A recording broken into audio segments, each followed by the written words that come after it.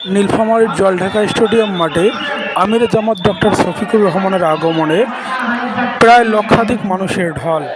ধর্মপ্রিয় মুসলমানেরা এখানে এসেছে ডক্টর শফিকুর রহমানের বক্তব্য শোনার জন্য এবং কিভাবে দেশ গঠন হবে এই নিমিত্তে তারা এখানে জনস্রোত এখানে উপস্থিত হয়েছে। বিস্তারিত দেখুন STV নিউজ এক্সপ্রেসে।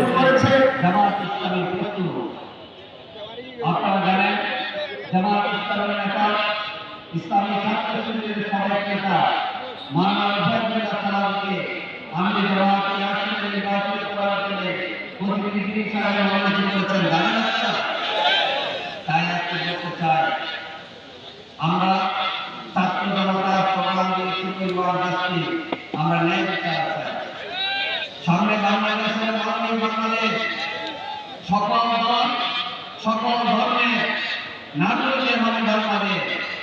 এখানে সংখ্যালঘু নাই, সংখ্যালঘু নাই, আমরা সবাই মিলে আমাদের গর্বিত বাংলাদেশের নাগরিক। কি বলে?